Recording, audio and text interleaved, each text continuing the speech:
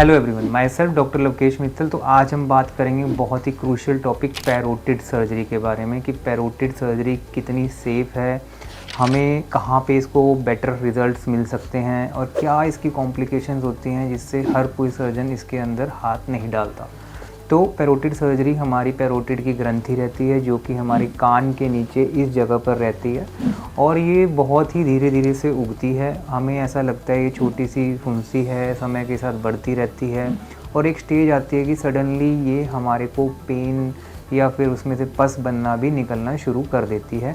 और ऐसे केसेस में सभी अपने पेशेंट्स को ये ज़रूर एडवाइस करता हूँ कि इसको छोटे स्टेज पर ही इसको ठीक कर लेना चाहिए। ऐसे केसेस में जो बेसिक एग्जामिनेशन रहता है उसका अल्ट्रासाउंड कराना, सुई की जांच जिसको एफएनएसी कराना, एमआरआई फेस एंड नेक कराना या CT scan according to the patient and according to the tumour, हम इस चीज़ को आगे प्रोसीड करते हैं। अब इसकी surgery generally high and centres पे ही की जाती है क्योंकि इस सर्जरी में एक मोस्ट कॉमन कॉम्प्लिकेशन जो हर पेशेंट आपको, हर डॉक्टर आपको समझाएगा वो है हमारा फेशियल नर्व।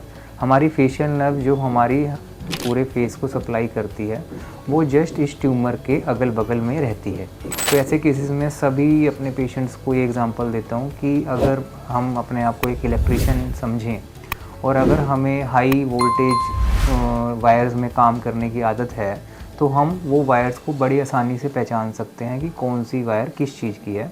ऐसे ही जो भी सर्जन पैरोटिड सर्जरीज़ को रेगुलर बेसिस पे कर रहा है तो वो नर्व्स को आइडेंटिफाई करना, उनको समझना, वो कौन सी हमारी दिक्कत कर सकती है या उसको वहीं पर छोड़ देना, ये सब डिसीजंस वहाँ पर बेटर लिए जा सकते हैं जहाँ पर ये सर्जरीज़ रेगुलर बेसिस पे होती हैं। तो अब इसमें जो सबसे बड़ा कंस्ट्रेंट रहता है कि आपको ऐसा लगता है कि ये चीज़ रिकरेंस तो नहीं हो जाएगी।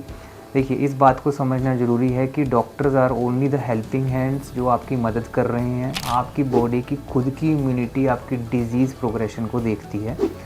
जनरली 98 to 99% इसका सक्सेस रेट रहता है और अगर ये कोई रिकरेंस देती भी है तो उसमें कम से कम 7 to 8 ईयर्स के बाद रिकरेंस आती है।